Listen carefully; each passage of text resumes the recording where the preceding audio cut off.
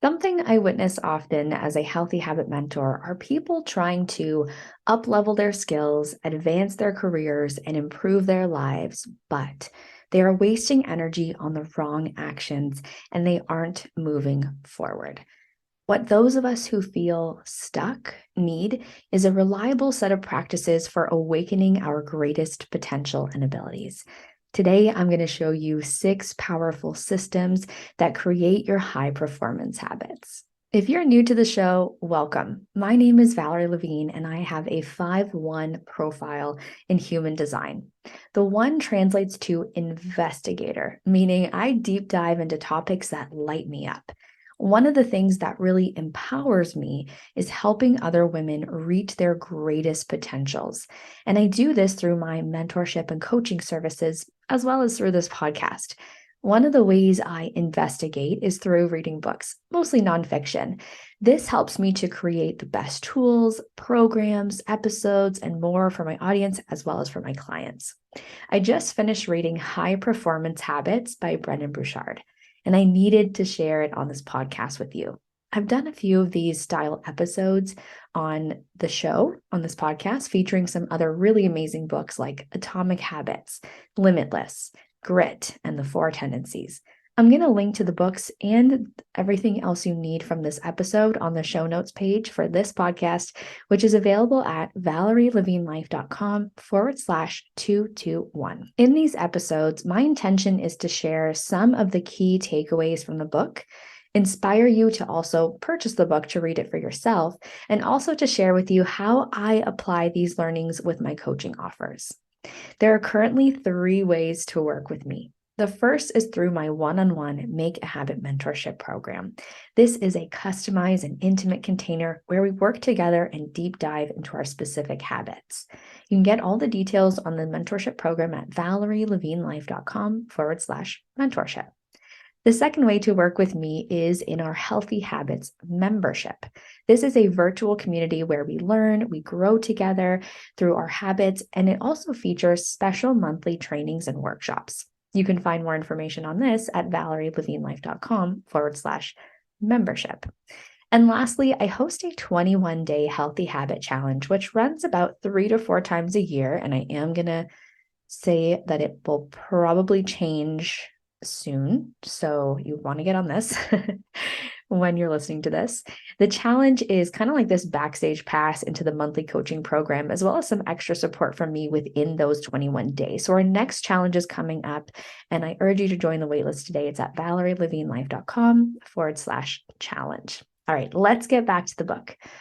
As I mentioned, the book is titled High Performance Habits, and its subtitled How Extraordinary People Become That Way. Burchard shares examples of stories of high performers throughout the book. In his research, his programs, and life experiences, he uses the book to answer questions like, why do some individuals and teams succeed more quickly than others and sustain success over the long term? Of those who pull it off, why are some miserable and others happy on their journey? And the third question, what motivates people to reach for higher levels of success in the first place? What kinds of habits, training, and support help them improve faster? In his words, high performance as I define it, and as the data confirms, is not about getting ahead at all costs. It's about forming habits that help you both excel in and enrich the full spectrum of your life. Shares 6 deliberate habits that must be consciously chosen and continually revisited to strengthen our character and increase our odds of success. To do this, it's important to move forward with curiosity, which is how I personally try to approach any new book, learning, workshop, training, etc. When we can begin with curiosity, we can develop genuine confidence versus if we were just to go into a new situation, for example, with certainty, we can easily get stuck in our own fixed mindset and limited attitude. If you're listening to any of these book report style podcast episodes, or if you have listened to them before, I want to remind you that this is not an audio recording of the book. Instead, I try to pull out some of the key points and I'll share them with you with not only what those key points are, but how I apply them in my work and also how you can apply them in some sort of way today. For the purpose of today's episode, I want to share the 6 high performance habits. Overall, the book is organized into 4 main parts. Part 1 is the introduction. Part 2, personal habits, aka the first 3 high performance habits. Part 3, social habits, also known as the last 3 high performance habits.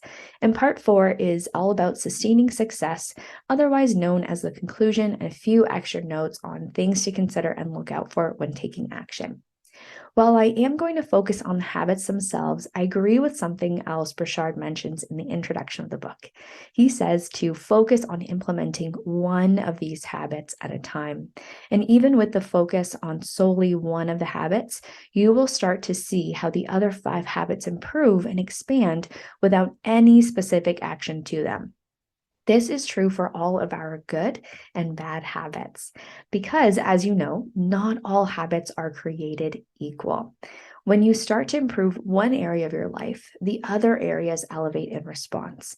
My advice would be to listen to the whole episode first, or watch the whole episode first, and then choose which habit you want to start with. Or if you're choosing to read the book, same thing. Start with one habit at a time. Burchard categorizes the first 3 habits as personal habits. They are seek clarity, generate energy, and raise necessity. Let's take a look at how each of them work. High performance habit number 1, seek clarity. I should also mention within each habit are 3 actions or more specific, smaller habits that can help you achieve the main habit. So I guess there aren't 6, but rather 18 habits in the whole book. The first one of the 3 practices for seek clarity is what Burchard calls envision the future 4. He's referring to 4 categories: self, social, skills, and service. This is all about getting crystal clear on your vision and intentions. Who do you want to be? How do you want to show up? Don't just answer this right now as you're listening, but daily. Intention setting is one of my own practices I never miss. And it's something I start every challenge, workshop, coaching session, and every day with. I teach this in my trainings, and I've talked about it on the podcast before as well. Begin everything with intention. When you figure out who you want to be and how you want to succeed, you can then choose your primary field of interest and hone in on the skills needed to be the best in this topic. Burchard shares a weekly journaling practice to complement his habit to come back to what your intentions, vision, and actions for yourself, social skills, and service you want to achieve. For example, for the self, the journal prompt is 3 words to describe my best self. Social, 3 words I could define how I treat other people. Skills, the 5 skills I'm trying to develop most in my life are, and service, 3 simple ways I can add value to those around me this week are. In this chapter and throughout the book, Burchard has journaling prompts like this one that he calls performance prompts. I found this to be really helpful and insightful. However, I ended up skipping over them while I read the book and revisited them after I finished reading. Similar to the tip I gave you, I wanted to read the whole book before answering the questions so that I could really focus on one practice at a time. And I found it really helpful to go back to those questions with a whole understanding and more clarity. Habit 1, practice 2, determine the feeling you're after. If you've ever worked with me, you know that we always start with a feeling word, or we always start with a feeling. And it's not how you're feeling now or how you felt yesterday, but how do you want to feel?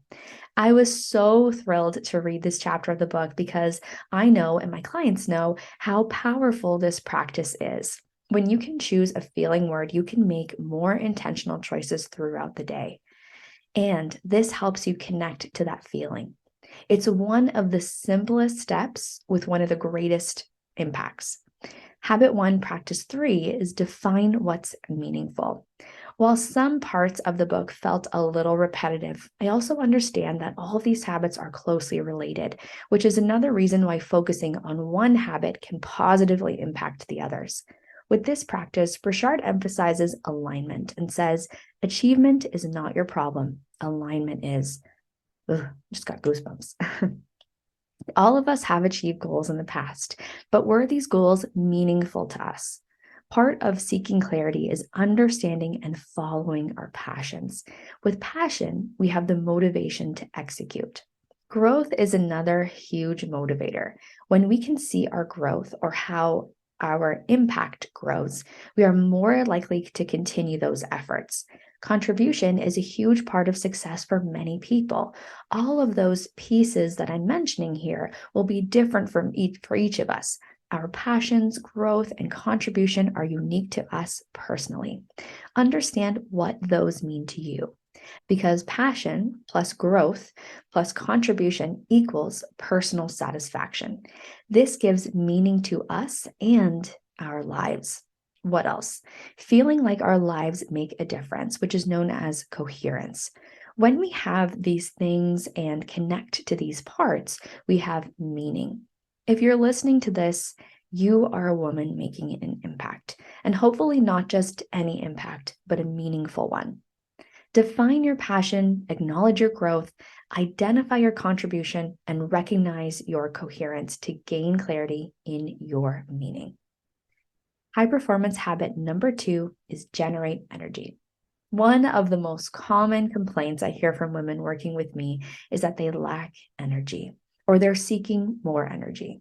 When we break down their day-to-day, there are typically some key things that I recognize where we can block energy leaks, our little changes that we can make to really infuse more energy into our routines. All those things can be done. But a big part of lacking energy is a lack of mindfulness. And I love this next practice from the book, which is habit 2, practice 1, release intention, set intention. Setting the day with an intention is wonderful and impactful to your life. But what if you set an intention before every interaction, situation, and activity? Getting in the habit of taking a short pause between tasks is life-changing. This is something I've been practicing for years. And funnily enough, I learned this from Brendon Burchard before reading this book. This is a simple practice of closing your eyes, taking a few deep breaths, releasing tension from the body and mind, and setting an intention for how you want to show up to what is in front of you. Whether that's an email, a Zoom call, time with your family, relaxing with a book, or starting your workday. Habit 2, practice 2 is bring the joy. This practice has a lot to do with emotional intelligence and being the agent of your own energy and well-being. One of the key learnings of my life was that I am responsible for my own energy, and I'm not responsible for how others receive me or my energy. That also means my responses to other people have nothing to do with them and everything to do with me. Burchard says joy is a prerequisite to high performance, and it's a huge part of what makes high performers so successful. You can ask yourself, what can I get excited about today? And to help you get excited about your activities, ask yourself that question. Practice anticipating positive outcomes for your day, actions, and goals. Some of the ways that you can help bring joy or bring this attitude, this joyful attitude, are gratitude practice, like a journaling practice or meditation. Set a daily timer on your phone reminding you to bring the joy, similar to our feeling words. Or choose someone you can surprise with a thank you gift or share your appreciation for them.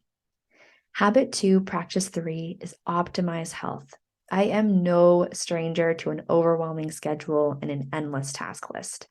And I live in that go, go, go society that you probably do too. While I enjoy a full calendar, I know that a lot of what I do is not sustainable long term. What I will say is that the reason why I'm able to wear a lot of hats and not wear out or burn out every other day is because of the habits, routines, rituals, and systems that I've set up in my own life. Health is a huge priority for me. I invest in this area of life because I know how valuable being healthy is to everything that I do. Women who work with me know this also. And this is one of their reasons for working with me. It's so that they can invest in this area of health and wellness and build those habits that can allow them to make that meaningful impact. High performance habit number 3 is raise necessity. This chapter was quite lengthy and specific to performance necessity, which has internal and external forces. These are identity and obsession with a topic or process, that's the internal, and then the external being societal duty, obligation, or purpose and urgency, which is a real deadline, the urgency. To me, this is also a little repetitive with the first habit of seeking clarity. However, I understand why it's separate because it branches off into other areas. Let's look at the practice for this habit for a deeper comprehension. Okay, habit 3, practice 1 is know who needs your A game. My biggest takeaway with this practice is that it's so important for us to be present. You cannot perform at your best if you're distracted and your attention is divided. Again, ask yourself, who needs me at my A game? To get the clarity on where your attention needs to be in that moment, repetitively ask yourself that question and get the clarity there. This is about focusing on the important task at hand and not getting distracted by all of the things that don't matter. Habit 3, practice 2, affirm the why. Knowing your why is similar to setting your intention and connecting to your desired feeling. So the next step is to declare it. Literally say out loud and often. This is one of the things that is so powerful about working with a coach. It's that you're physically speaking your why, and in turn, you're affirming it. You also have the accountability from another person who can remind you of your why. Speaking of other people, habit 3, practice 3 is level up your squad. You've probably heard before that you are the average of the 5 people you spend the most time with. Take a moment to consider who those 5 people are. Can you think of other friends, family, or acquaintances that you could spend more time with to level up your squad? One of the things that I did early on in my entrepreneurial journey was find mentors who had books, podcasts, courses, and everything else that I could consume of theirs. I spent hours listening to everything I could while working out, while I was driving. It was a huge part of my growth and my success. Okay, friends, you're halfway there. I know this is a thick book, but honestly, I really enjoyed it and I do recommend it. The next 3 habits are social habits. High performance habit number 4, increase productivity. It's a pretty shitty feeling when you're so busy and you don't feel like you're getting or have gotten anywhere. It's the furthest action from meaning or purpose, and it really kills the joy. So it comes at no surprise that increasing productivity is a habit of high performers. Habit 4, practice 1, increase the outputs that matter. Of course, there are things that must be done by us that we might not thoroughly enjoy. And if you're always doing the work that you don't enjoy or find meaningful, then it's likely you will not feel balanced, especially in that work-life scenario. One of the easiest ways we can do this is by taking a break. When it comes to work, Burchard recommends if you want to feel more energized, creative, and effective at work and still leave work with enough oomph for the life part, the ideal break point is to stop your work and give your mind and body a break every 45 to 60 minutes. That includes the tasks that are moving the needle forward. Speaking of moving, habit 4, practice 2 is chart your 5 moves. You may think that multitasking is helping you to achieve more when it's actually decreasing your productivity significantly, as much as 25% each time you task switch. By having your clear goals and intentions, you can focus on the outputs that matter and break those goals down into 5 moves that are going to have the most impact. This wasn't necessarily a new concept for me to learn, but it was a great chapter with examples and tangible practices to progress in a meaningful way. A question you can ask yourself to help you with this is, if there were only 5 major moves to make your goal happen, what would they be? This is something I want to bring into my own goals, as well as how I support my clients. There are always steps to take, or homework, so to speak, but I like that it's specifically 5 moves. It helps keep the trajectory clear and concise. Habit 4, practice 3 is get insanely good at key skills, or progressive mastery, it's also known as. I mentioned before choosing a primary field of interest. What are the key skills that you can develop to help you thrive in this field? There is no doubt that personal development and growth is important and a priority to high performers. And what makes it specific to their success is that their key skills are supporting their mastery. This obviously will be different for everyone. For myself, I'm working at being a better leader, public speaker, and improving my video skills for my new YouTube channel. What about you? What skills are you working with? Share them with me on Instagram. You can find me at Val Levine Life. High performance habit number 5, develop influence. You can imagine that high performers are also very influential. While at first you might think that having influence is not entirely in our control, it turns out that no matter your personality, you can develop more influence in the world than you could probably imagine. To do this, we're going to focus on the 3 practices of this chapter. Habit 5, practice 1, teach people how to think, including how they think about themselves, others, and about the world. While this chapter goes into a lot of detail with examples and performance prompts, the best place to start with this practice is to ask the following questions.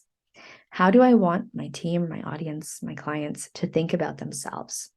How do I want my team, my audience, my clients to think about other people? How do I want my team, my audience, my clients, etc., to think about the world at large? Answering these first will give you the clarity you need to move forward. In my own practice, I want my clients to think of themselves as leaders, to think of themselves as worthy of achieving their goals and dreams. I want them to think of other people as supportive members of their own communities. They are people who are impacted by my clients, and also my clients are impacted by them. I want them to think of the world at large as an endless space of possibilities and opportunities for growth, change, love, and freedom. Habit 5, practice 2, challenge people to grow. Okay, so this is what I do in 4 words. Challenging people to grow means observing their character, contributions, and connections, and actively challenging them to further develop these things. A lot of people come to me with habits and routines that aren't working, and I use the ones that are working to help them improve the areas that they're looking to improve. Remember, when one area of our life starts to improve, so do the other areas. Habit 5, practice 3, role model the way. You may have already heard of the quote, "Be strong, you never know who you're inspiring." Well, high performers know that they're inspiring people, and this goes beyond being or staying strong. How can you start showing up with integrity, joy, authenticity, and excellence? Let's wrap up these incredible practices. Here is our last high performance habit. High performance habit number 6, demonstrate courage. Before reading this chapter, I knew I was going to love it. And I also knew that this was an area that I've been neglecting in my own life for some time. Well, that's true. And also, I have habits that support my courage, but I also know that I could be doing better in this area. Habit 6, practice 1, is honor the struggle. A huge and empowering mindset shift for when you're feeling like the world is against you is to recognize the lesson in the challenge. How can I grow from this situation? What have I learned from this experience? How can I move forward with more strength and wisdom? Life isn't always easy, joyful, but this too shall pass. And when it does, you are coming out stronger, or are you letting the struggle and the pain define you and be an excuse as to why you aren't growing? Habit 6, practice 2, share your truth and ambitions. When it comes to working with women, this is one of the most common and heartbreaking areas in which they're lacking. Yes, even women who are making an impact are lacking here. Even though it's easier than ever for us to share our truth publicly with our audiences, our communities, it's just as easy to be ridiculed for them. Whether we've felt the need to hold back or stay small because of childhood, generational trauma, or not having the tools, I definitely recognize that this is a practice that is under practiced.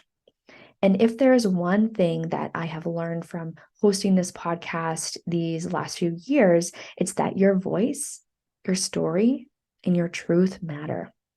People care, and people are listening, and people want to learn and grow from you. So share your truth, and your ambitions with the world. Habit 6, practice 3 is find someone to fight for. I like the way Burchard says this, so I'm just going to quote the book for this one. We need a noble cause to rise for. High performers tend to make that cause just one person. They want to fight for that person so that they can be safe, improve, or live a better quality of life. You will do more for others than for yourself. And in doing something for others, you will find your reason for courage and your cause for focus and excellence. If you want to move the needle forward toward progress, start with one of these habits. Choose one to commit to for the next month at least. Track your progress in a journal or podcast or video or however you like to share and measure your success. I would love to hear about it. Remember, you can find me on Instagram at Val Levine Life. If you're looking for more books like this one or more tools for growth, or you're ready to deepen your transformation with healthy habits, I'd love to invite you to apply to my one-on-one Make a Habit mentorship program to see if working together would be the right fit. Remember, you can go to ValerieLevineLife.com/mentorship.